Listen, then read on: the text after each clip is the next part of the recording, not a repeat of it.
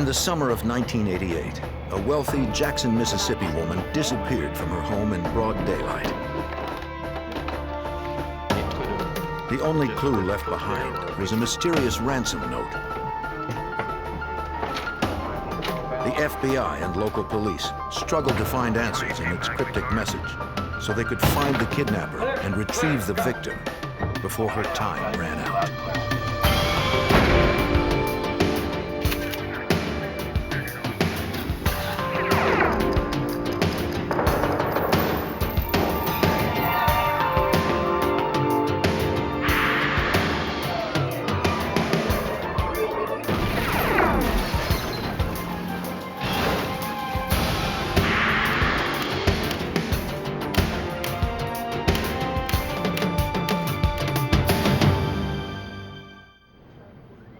A daring kidnapping and a bizarre ransom note baffled Mississippi authorities. The victim was the wife of a wealthy businessman. A list of 12 names and a few drops of blood were the only clues to her fate. I'm Jim Kallstrom, former head of the FBI's New York office. The ransom note gave the FBI its first leads, but the case was not so clear-cut. Solving it required the keen insight of a criminal profiler and the perseverance of a family, local authorities, and the FBI.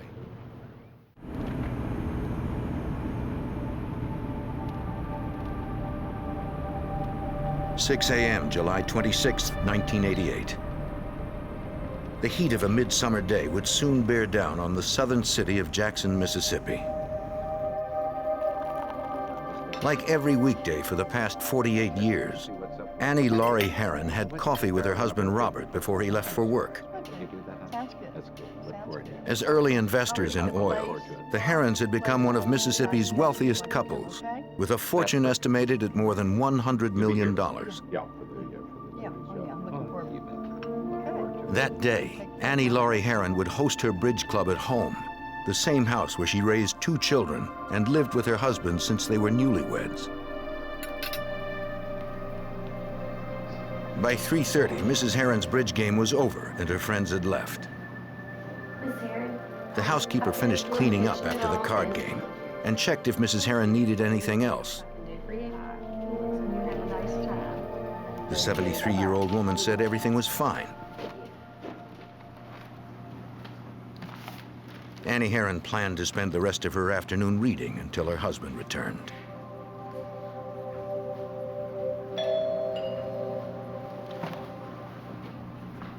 She wasn't expecting anyone, but perhaps one of the bridge players or the housekeeper had forgotten something. Her husband wasn't due home for an hour. How are you, ma'am? I'm fine, thank you. How are you? Good. You got to see your husband. I have a letter. I'm back to see him. No, I don't mind waiting at all. Let me... Annie Laurie Herron was on her own. At about 4:30 that afternoon, Robert Herron returned from work.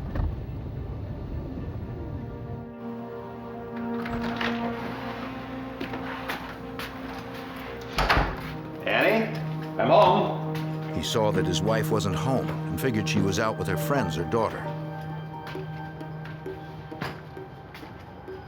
When she hadn't returned by 5:30, he thought it was strange that his wife of 48 years hadn't called or left a note. Annie. The house seemed to be empty. Annie.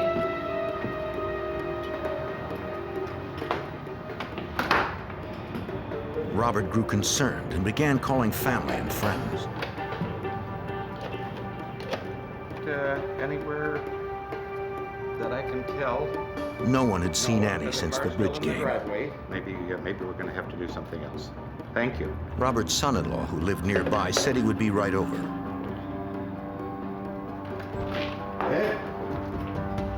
The son-in-law said he and his wife hadn't heard from Mrs. Herron that day. Right here. Robert Herron pointed out that when Annie left the house, she usually took her purse. I've looked everywhere. But his wife's purse and shoes sat beside her reading chair. Her newspaper and glasses were nearby. Neighbors, you know, are just, I just don't know what to say. Robert was worried since Mrs. Herron's medicine for a chronic intestinal disease was still in the bathroom. She would need to take it soon or she would not be able to absorb food. Look again. The men continued to search for some indication of where she'd gone. A piece of paper near the front door caught the son-in-law's eye. It was a ransom note without specific instructions. Annie Laurie Herron had been kidnapped. We've got to do something real fast.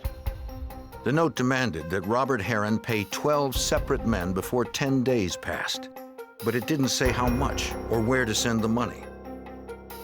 He was ordered not to call police, so he waited for a ransom call with instructions on getting his wife back. When none came by nightfall, he contacted the Jackson Police Department despite being warned not to.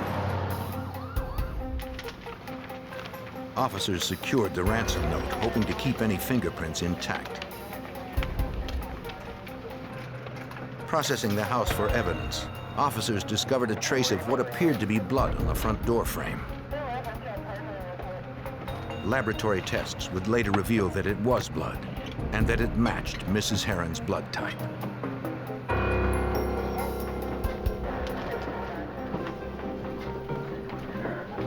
A Jackson police detective interviewed Robert Herron.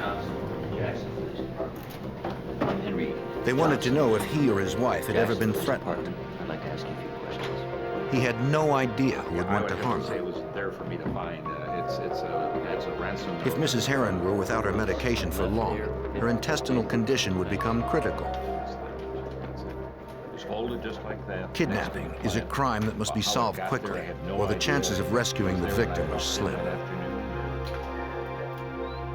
That evening, Jackson police contacted Special Agent Patrick McGlennon of the FBI's Jackson Field Office to bring the resources of the federal government to bear right away. Under the federal kidnapping statute, the FBI has jurisdiction whenever an individual is kidnapped in the United States. The presumption in this case, of course, was a kidnapping had occurred, a ransom demand had been made, and the possibility of travel interstate is in fact why the FBI gets involved in these types of matters. The FBI called U.S. Attorney James Tucker, who would advise investigators in legal matters as the case developed.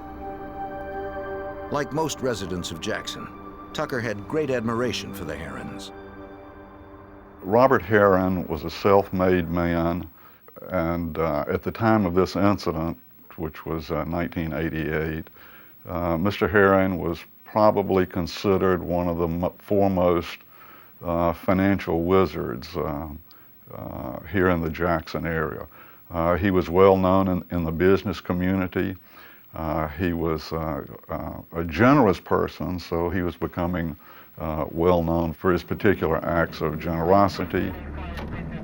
By dawn the next day, FBI agents and evidence technicians arrived at the Herrons' home. The Jackson police detective filled in the case agent on what they'd learned so far. The FBI set up a satellite command post at the residence and tapped the Herrons' phone, ready to trace any ransom calls. There was little doubt that multi-millionaire Robert Herron was the real target. Yet Mr. Herron hadn't been told what to pay to get his wife back. It was impossible to comply, or nearly impossible to comply, with the demands because they were nonspecific in nature. Mrs. Herron was not even mentioned in the note. There was no provision for her safe return. The note did say that the 12 men listed had been involved in the same photography company. Robert Herron explained that he had once served as chairman of the board for that company. Some of the company's franchisees had been sued to recoup losses, but Herron did not know which ones. It seemed unlikely that the 12 men named had kidnapped Mrs. Herron, but perhaps one or more of them was striking back at the company through Robert Herron.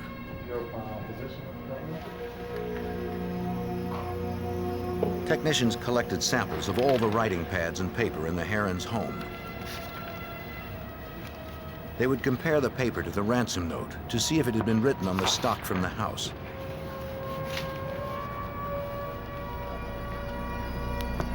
The results would take a few days. see what was going on. Nothing I saw. Investigators searched outside the house for hairs, blood, clothing, anything that might reveal the kidnapper's identity. They looked for cigarette butts or evidence of food or drink, signs that someone had been watching the house.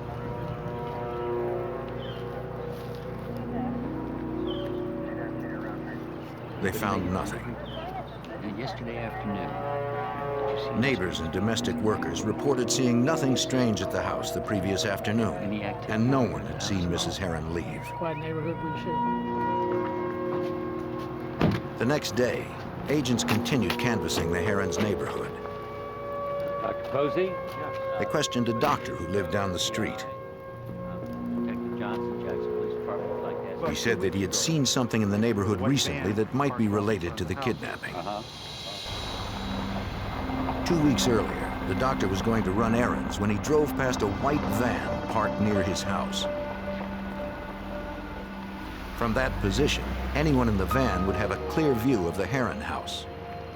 Brown hair? Yeah, about 50 At first, the doctor thought nothing of it.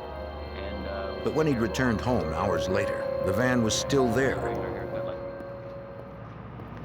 Thinking the driver needed help, the doctor offered his assistance. Can I help you with anything? Wondering if you need some help. The driver responded by asking if there was a law against parking in the neighborhood. It was an odd response, enough to make the doctor remember the incident. Very good. Thank you, sir. If you think of anything else... He said the van drove away minutes later. Thank you, Dr. Posey. Agents continued to canvass the Herons' neighborhood and found another neighbor who had seen a white van on the street 3 months earlier. The other neighbor had seen a van similar to that described by the first individual, sitting almost directly in front of the Heron residence in the very earliest days of April of 1988. She was suspicious enough of the van to get the license plate number. If investigators could find that van, they might also find Mrs. Heron. But a computer check revealed that the license plate had been stolen from a car at the New Orleans airport. It was another dead end. After 36 hours of investigation and no ransom calls, agents hoped lab results on the note would provide a fresh lead to Mrs. Heron or her abductor. FBI examiners first determined that the note had been typed on paper foreign to the Herons' home. They also compared the typeface to known samples from every typewriter made in this century.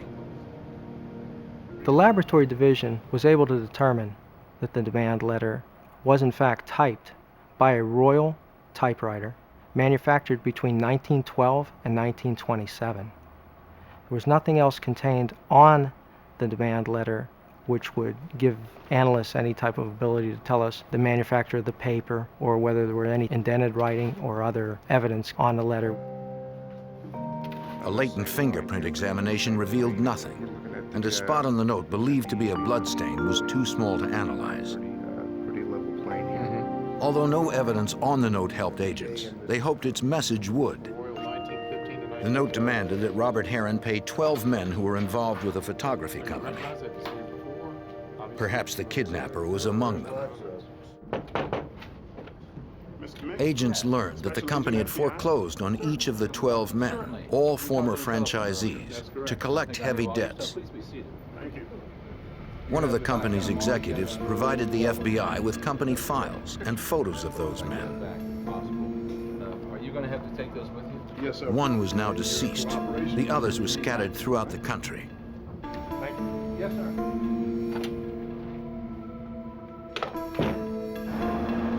At the FBI's Jackson field office, agents split up the 11 names and began to review the files and photographs. They sent leads to FBI offices in the towns and cities where the men currently lived, requesting additional information. Agents found that many had financial troubles. They tried to ascertain if those men had traveled near the Heron neighborhood when the white van was spotted there, and again recently when the kidnapping occurred. FBI agents across the country began covert surveillance on the former franchisees. They hoped one of the men would lead them to the ailing 73-year-old woman. But as the kidnapping investigation stretched into its third day, only 7 days remained on the ransom note deadline, and agents still lacked instructions on how to recover Annie Laurie Herron alive. Hi, how are you, ma'am? I'm fine. 3 days How had are you? passed since Annie Laurie Herron, an elderly grandmother, had been abducted from her Jackson, Mississippi home in broad daylight. The FBI continued surveillance on 11 men named in the ransom note found inside the Herrons' home. Agents couldn't confront the men. A frightened kidnapper might harm the victim. Special Agent Patrick McGlennon hoped one of them would lead to the missing woman. We wanted to determine if they were traveling even small distances from their residences or business. We wanted to see if they perhaps were keeping Mrs. Herron at a remote location where they might have to provide food, water, other conveniences for her, that they wouldn't want to be too far away from the victim. Despite the efforts of dozens of agents around the country, they discovered no direct leads to Mrs. Herron's whereabouts.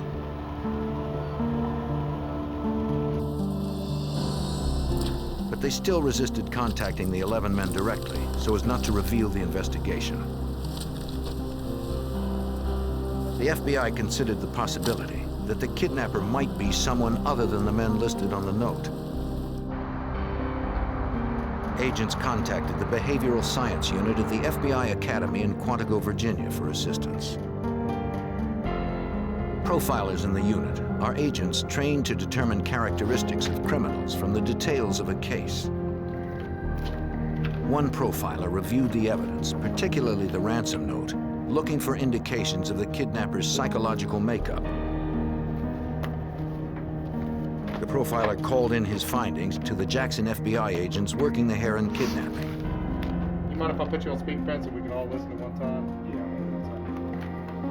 All right, go ahead. In the We're all conference listening. call, What'd you find out? the profiler confirmed that the kidnapper was likely one of the 11 suspects currently under surveillance. Here, which nobody else would ever use. So. And since all those men had at least some college education, he believed one of them had intentionally misspelled words and used an old typewriter to throw off investigators. He has a fixation. The profiler said the abduction was an act of revenge against Robert Herron by a paranoid individual who was willing to kill. The Behavioral Science Unit believed that a sole perpetrator was responsible for this crime, that it would be a white male of approximate middle age, and that the individual would probably be working alone, although if they were working in concert with someone else, that person would provide a very subordinate role. It's bad. The profiler also concluded that by this time, there was only a 50% chance that Annie Herron was still alive. One further detail caught the profiler's eye, a phrase that did not seem to match the rest of the note and might point to the profession of the kidnapper. The note said, "Pay them whatever damages are owed to them. If any is dead, pay their children." Damages is a legal term. It was telling in that one of the individuals on that demand note was an attorney. Special Agent Tom Montgomery of the FBI's Jacksonville, Florida office was called in to investigate the attorney listed on the note, a man named N. Alfred Wynn. After we received the name of N. Alfred Wynn, we did the public record background checks. We also contacted the St. Petersburg Police Department, the Pinellas County Sheriff's Office, found that he had no criminal record, did our own computer checks also. We determined that he was a St. Petersburg attorney and that he lived above his office. Yeah. What's this all about? Well, I'm investigating a crime. An agent went to interview Wynn at his office residence. So, Mr. Wynn, you were camping at the girl. Alfred Wynn said he had nothing to do with the kidnapping and explained where he was on July 26th, the day Mrs. Herron went missing. Okay. He had been at a bar with a prostitute. He said that on that evening he had called his paralegal back at the office. Okay. Hey, thanks. He asked the employee to meet him at the bar to lend him $100 so he could go home with the prostitute. We got a deal, sweetheart. Tell you what, Big time. How about you? The paralegal promised to be right over. Come on. Hey, Wynn said he and the prostitute went outside. yeah, girl. Hey. Okay. He stalled for time as he waited for his paralegal to show up with the money. The two were in Wynn's car when his assistant arrived.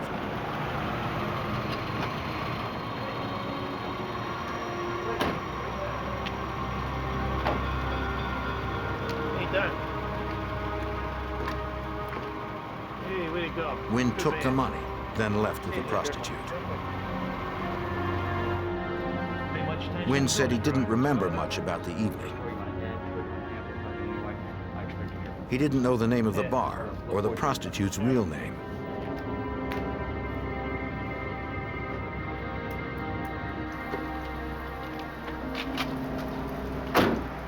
The next day, agents checked the alibi with Wynn's paralegal when the attorney was out of the office. He corroborated his boss's story and also claimed that he didn't know the bar's name since he had never been there before or since.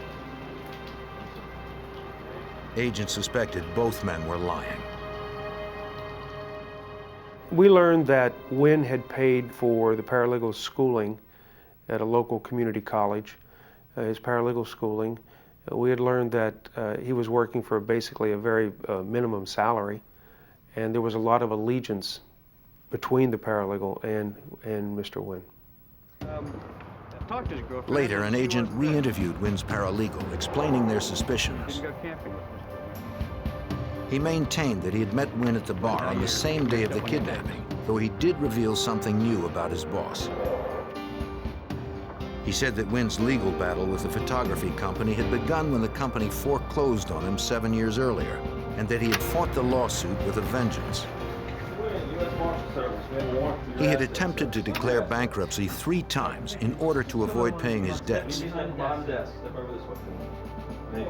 Under a court order to recover the money, the U.S. Marshal's Office had confiscated Wynn's valuables, including 1,000 shares of expensive stock. They also impounded Wynn's European sports coupe, a car the paralegal said Wynn loved. In addition, they put his St. Petersburg office up for auction.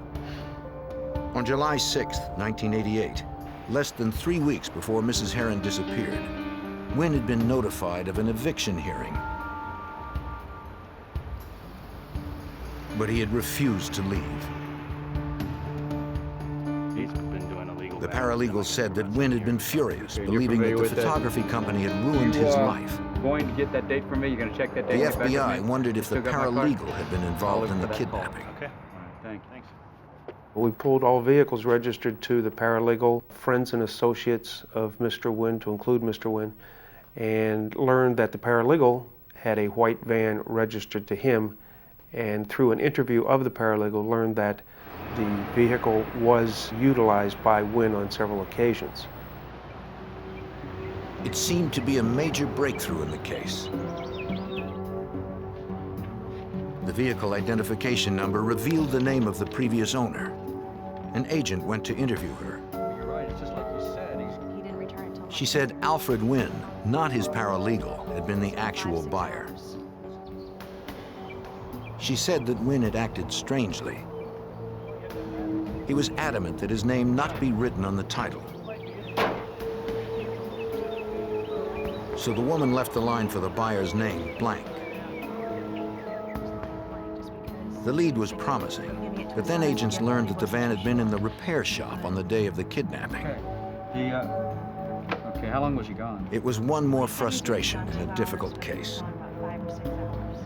After more than a week, the FBI and U.S. Attorney James Tucker were no closer to finding Mrs. Heron. A case like this is extremely difficult when you don't have an eyewitness to any one of several situations. We did not have an eyewitness as to the abduction itself. We did not have an eyewitness that Newton Alfred Wynn or any of the other people listed in the particular note had ever been in Mrs. Heron's company. At the Jackson, Mississippi police station, investigators again met with the doctor who had seen a white van in the Herons' neighborhood. Go through those and see if there's anybody you recognize. They hoped he could recognize the driver in a photo lineup. Short here. The neighbor quickly picked out the photo That's him. of Alfred Wynn. I'm positive. He was certain it was Wynn he saw reading a map in a white van across the street from his house in mid-July, less than 2 weeks before Mrs. Heron's abduction. The other neighbor, who had seen a similar van, also identified Wynn as the driver. It was clear to agents that Alfred Wynn was connected to the kidnapping of Annie Laurie Heron, yet they didn't know how. Coming in. Thank you very much. Give me a call if you need it. We thought, because of the positive identification, that Wynn was definitely somehow involved in the kidnapping. If not the actual perpetrator, if not the man who walked up to the door and actually grabbed Mrs. Heron, he certainly was directing or calling the shots. Yep. FBI agents kept Wynn under surveillance. They believed that he could lead them to the missing woman. But as the deadline in the ransom note approached, hopes of finding the frail Mrs. Heron dimmed further. The day after the deadline in a ransom note, FBI agents and local detectives briefed the husband of kidnapped Jackson, Mississippi socialite Annie Laurie Heron in preparation for a televised appeal for his ailing wife's return. We'll be able to do it. Okay, thank you. The note hadn't outlined specific steps to earn Mrs. Heron's release.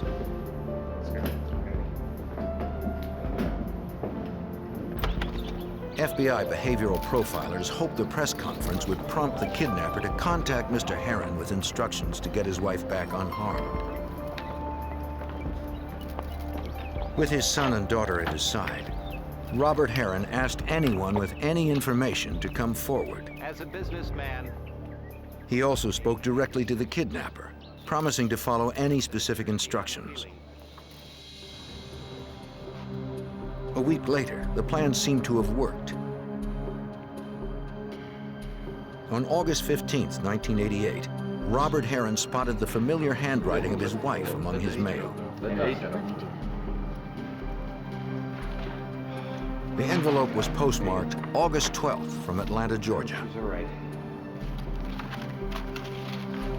Investigators were careful not to destroy any evidence that might have been left on it. Mr. Heron believed the letter was in his wife's handwriting, too. FBI lab examiners later confirmed that it was. In the letter, Mrs. Heron begged her husband to do what the kidnappers wanted, or they would seal her up in a cellar with only a few jugs of water. Though the letter provided no instructions on how to comply, for Special Agent Patrick McGlennon, it did bring new encouragement just when all hope of recovering Mrs. Heron alive seemed lost. When we received the August 15th letter, which was in Mrs. Heron's handwriting, it really lifted the spirits of everybody that was involved in the case. We felt reasonably sure that she was in good enough condition to write the letter, and we were going to get her back the same way. The letter itself had been dated August 10th, 15 days after the abduction. Yet no one could be sure Mrs. Heron was alive on that date. It was unclear if she had written the letter on her own, or if the message was coerced, according to FBI Special Agent Tom Montgomery. Certain words utilized on the letter seal me up in the cellar with jugs of water. In talking to family members, we found out that those are not words that she would normally utilize. She would have used the word basement or bottles of water. So it is our belief that the letter was dictated to her. If the letter had been dictated, both the message and the date could be false. Having to guess at what exactly he should do, Mr. Heron wrote checks to all the men listed in the original ransom note, according to U.S. Attorney James Tucker. He had already instructed his people to make efforts to determine what financial situations he had had with each of the people that were listed in the original note. So he had some idea at that particular point about how much money had been involved with each of those people. Mr. Heron settled on restitution, roughly equivalent to the amount the men had been ordered to pay in their franchise lawsuits. The total came to almost $1 million. Herron sent $145,000 to the prime suspect, Alfred Wynn. Enclosed with each check was a note requesting the safe return of his wife. The FBI instructed the Postal Service to deliver the envelopes the next day.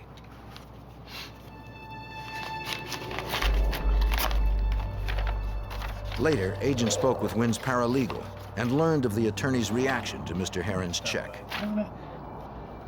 When Mr. Wynn received his check in Tampa, Florida, he opened it, read the contents of the letter from Mr. Herron, turned to his paralegal and stated, "This is not what I wanted." He told his paralegal that what he had wanted was to get his life back, the return of his confiscated car, jewelry, and other property. Wynn sent back the check with a note enclosed, saying he hoped Mrs. Herron would be returned safely. Agents now believe that Alfred Wynn had kidnapped Mrs. Herron for revenge against the photography company Herron once chaired, not for monetary gain. That meant it was less likely Mrs. Herron would ever be returned alive. Although some of the people receiving checks kept the money, most returned similar responses. Some of the people that Mr. Herron sent these checks to sent the checks immediately back to him, sent letters or called on the telephone, expressing their regret to Mr. Herron that something like this could happen to his wife. They wanted nothing to do with the money, and they weren't going to benefit through his grief. 2.5 months passed without further word from Annie Herron's kidnapper. Considering her fragile health, chances were slim she would survive this long. In early November 1988, the case was featured on a national crime-solving television series. Agents around the country chased each of hundreds of leads called in. One call from a woman in Florida seemed especially promising. Although none of the names on the ransom note had been broadcast, she said that if Alfred Wynn were on the list, she had important information. The FBI learned that the Florida woman was a spiritual advisor, which did not initially bolster confidence among agents. Special Agent Montgomery from the FBI. We spoke on the phone. But after a brief interview, they realized she had a strong reputation in the law enforcement field, having often assisted police in the past. I recognized some of the information that he... The advisor told an agent she had first met N. Alfred Wynn 4 years earlier. In 1984, he had his first consultation, asking her advice about problems he had with the head of a photography company, the same company mentioned in the Herron ransom note. She instructed him to pursue his problems through the court system and take legal means, and he told her that he had already done that, and it just didn't work. That's the big problem. That is the biggest Wynn problem said he of life wanted to right kidnap the head of the company and hold him hostage until he got what he wanted. He had the perfect place to put the man and said that he was looking for someone to help him. He called her a month and a half later to ask if she would help. Besides, I go without risking losing these clients. Trying to get new clients. She declined. It's tough too, but The advisor provided the FBI with records of her work with Wynn.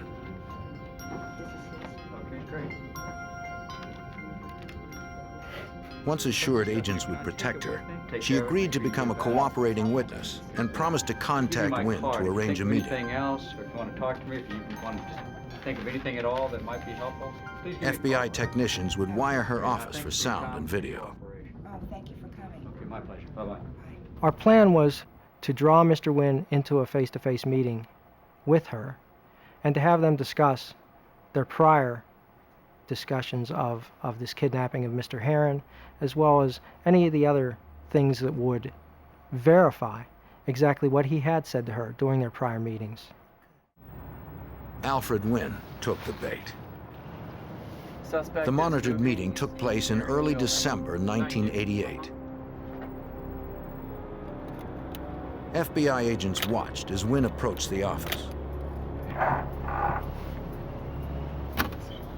Agents hoped he would reveal the whereabouts of the missing woman.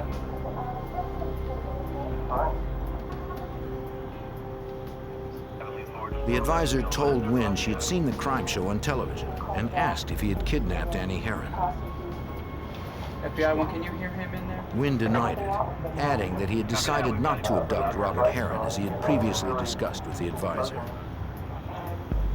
The recording corroborated the advisor's statement, but it didn't provide agents with the evidence needed to arrest Alfred Wynn. When Wynn left the office, FBI agents followed him. We hoped a meeting between Mr. Wynn and the psychic would lead him to, at the very least, check on the location of Mrs. Herron's body or lead us to a co-conspirator. But the suspect never went to visit a place where the body could have been kept. Weeks later, agents learned that Wynn owned a cabin in Florida's swampland, a perfect place to hide a body. Dead or alive, agents hoped they'd find Annie Herron there. They had no way of knowing if the house was booby-trapped or if someone was armed and waiting inside. 6 months after 73-year-old Annie Herron was kidnapped in Mississippi, FBI agents hoped to find her in a remote Florida cabin owned by prime suspect Alfred Wynn. A message from the kidnapper had threatened that the elderly woman would be sealed alive in a cellar. But agents found no cellar. The police was empty of anything related to the kidnapping. FBI Special Agent Patrick McGlennon and other investigators continued searching for the kidnapped woman nearby. We began to look in dry cisterns, some swamp area adjacent to those properties, the outbuildings, screened porches, whatever structures existed. We found no sign of Mrs. Herron, and no sign that anybody had ever stayed there for any length of time. Certainly no cellars. There were no cellars in that section of Florida. Annie Herron was still missing and presumed dead. Then, in late July of 1989, Alfred Wynn sent a filing cabinet to the IRS, challenging them to find disputed financial documents. All right, guys, we got the filing cabinet we can wait on Wynn from the IRS. Let's go ahead and move it in there, please. Okay, that's good right here. But he failed to check the cabinet thoroughly, and his arrogance would bring him down. Wynn, we believe, sent those thousands of documents to Internal Revenue Service as part of an effort to intimidate them into leaving him alone. That was a pattern that the agents discovered in regard to Wynn conduct in a number of situations. His arrogance was demonstrated in his efforts to overpower whoever he was involved with at any particular point. When they found letters regarding a kidnapping and murder plot, IRS agents called the FBI. The documents outlined how Wynn and a former girlfriend had been planning to kidnap and kill the woman's husband. According to FBI Special Agent Tom Montgomery, the similarities to Annie Herron's abduction were obvious. They mentioned utilizing an old typewriter to type a communication, and the first ransom note for Annie Laurie Herron was typed on an old 1920s vintage typewriter. They also mentioned detailed maps, surveillance of the area. They also mentioned that it was actually Wynn that was going to do the crime, and the female was just going to help him and obtain what he needed. FBI agents tracked down Wynn's ex-girlfriend at the community college where she worked. They needed to question her about the plot outlined in the letters. At first, she claimed she knew nothing about the plot. But when reminded that interfering with an investigation was itself a crime, she decided to cooperate. The last time you saw him was a few years ago? She said the plot to kill her husband was Wynn's idea. When she realized he was serious, she had broken up with Wynn. 6 months ago. Mailed it from Miami. Agents asked if she had had any contact with him since then. She said that a year earlier, in early August 1988, Wynn had asked her to meet him at a motel in DeLand, Florida. It was just days after Annie Herron had been kidnapped. Wynn acted paranoid, silently handing her a note that asked if her car was bugged and if she'd been followed.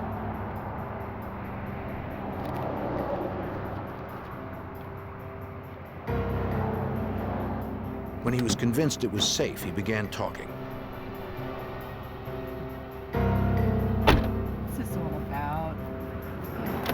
Wynn asked her to mail a letter for him, offering her $500 plus travel expenses. First of all, did I touch it? She agreed, and he paid her half in advance, $250. They're in there. Very, very important. Wynn handed her an envelope wrapped in a gray linen napkin. Then he gave her very specific instructions. She was not to touch the envelope or even look at the address. Wynn ordered her to mail it from Atlanta, buy the airline tickets under a false name, and fly into and out of 2 different airports. He instructed her to change her appearance before the trip.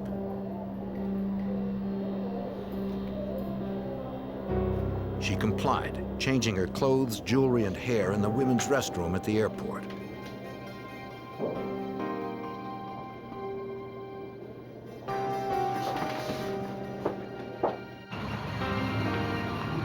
Once in Atlanta, she was to mail the envelope precisely on August 11th. But the woman told agents it was late in the day when she made it to a mailbox.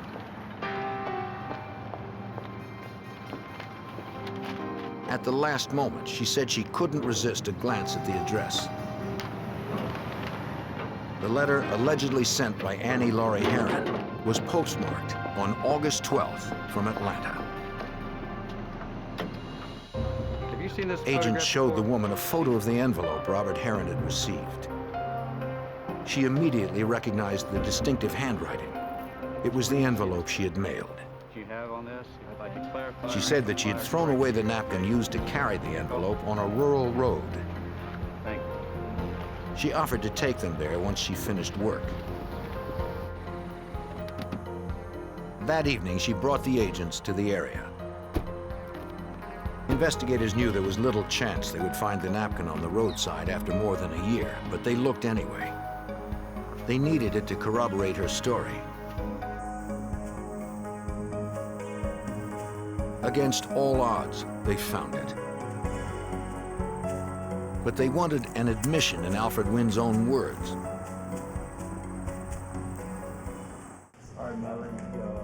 With a solid cooperating witness, agents were getting closer to arresting Wynn. At the FBI's request, Wynn's ex-girlfriend agreed to be wired for an audio-taped meeting between herself and Wynn. We had hoped that Mr. Wynn would discuss facets of the crime, that he would tell her what she had accomplished by sending the letter to the Herron residence, that he would thank her for her help, that he would pay her. The woman called Wynn and set up a meeting. Agents had instructed her to try to draw Wynn out about the trip to Atlanta.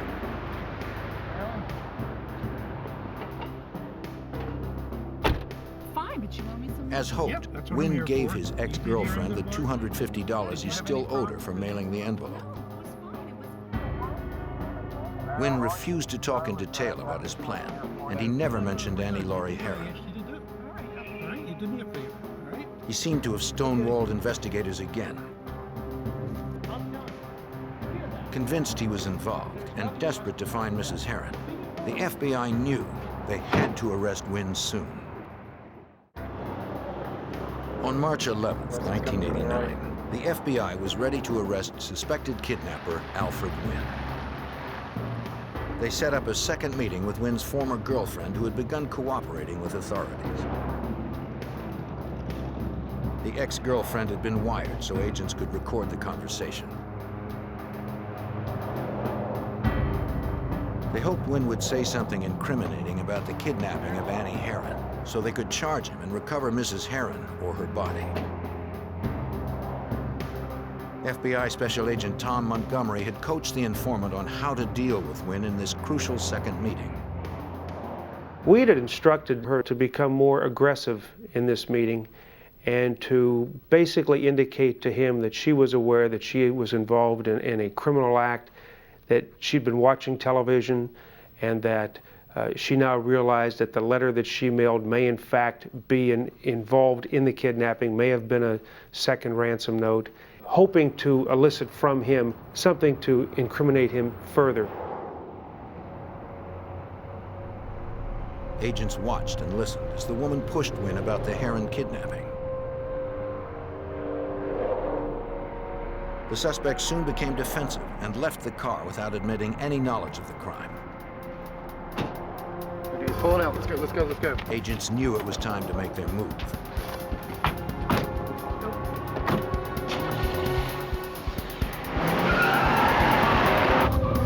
The element of surprise is critical to a safe arrest.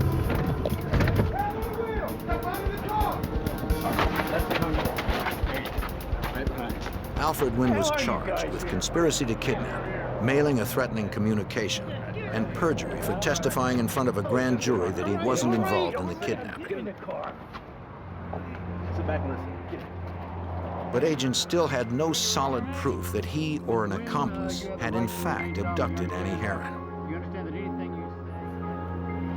In Wynn's car, agents discovered several maps of Mississippi, one with a Jackson exit marked on it in pen and notes in the margin.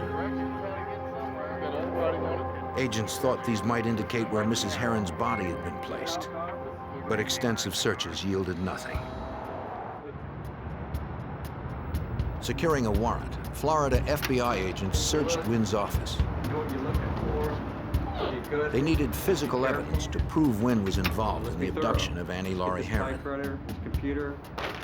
Their hopes rose when they spotted a vintage typewriter. Special Agent McGlennon recalled that FBI examiners had determined the ransom note was typed on a 1920s-era Royal typewriter, the exact model recovered from Wynn's office. This seemed to be a very significant break. In my mind, this was the typewriter upon which Wynn typed the initial demand note that was left in the Heron's home. We sent it to the lab, fully expecting them to come back with a report saying, this is the exact typewriter that composed that letter. The FBI lab determined that the typewriter found in Wynn's office was not the one used to type the ransom note. Agents believed Wynn had planted a different typewriter to bring doubt to later prosecution. They had also found a business card for a van rental company in Wynn's office. How you doing? The company owner said Alfred Wynn had rented white vans 3 times. I'm the manager. Okay. Each time he had driven more than 500 miles, just 100 miles more than the round trip to the Heron's residence. Yes, I do, but I don't have a computer. The rental times did not coincide with the date of the abduction, but one did match the date when Alfred Wynn was sighted in the Heron's neighborhood. U.S. Attorney James Tucker had little evidence to prove his case. He believed that Wynn and his paralegal were lying about the suspect being with a prostitute on the day of the kidnapping. We went back and confronted the paralegal with this false alibi. The agents and I had a heart-to-heart talk with him, at which he decided that he better tell us that all that was a lie, and that Mr. Wynn had in fact been out of his law offices and out of pocket during the entire time that the abduction occurred, which would have been the crucial dates, the 24th through about the 28th. This would help prove perjury, but it wasn't enough to charge Wynn with the crime they were certain he had committed, the kidnapping and murder of Annie Laurie Heron. The federal trial for conspiracy to kidnap began in Mississippi on January 29, 1990. Throughout the investigation and the 2-week trial, which occurred in Hattiesburg, Mississippi, Wynn professed his innocence. But at the conclusion, a jury of his peers found him guilty for the crimes for which he was charged. N. Alfred Wynn received the maximum sentence allowed: 19 years and 7 months for conspiracy to commit kidnapping. He has no chance of parole from the federal prison in Coleman, Florida. We have never to this day resolved where Mrs. Herron is now, and the family deserves to know that. In fact, as far as this office is concerned, we still carry this as an open matter, and will continue to do so until such time as somebody steps forward and helps us out with locating where Mrs. Herron is. Family deserves it. Mr. Robert Herron died of a heart attack on November 28, 1990. In May of 1991, Mrs. Annie Laurie Herron was declared dead to allow the settlement of the couple's estate. The Herron family still hopes to someday learn what happened to their mother, to begin to heal their pain, and to finally lay her to rest.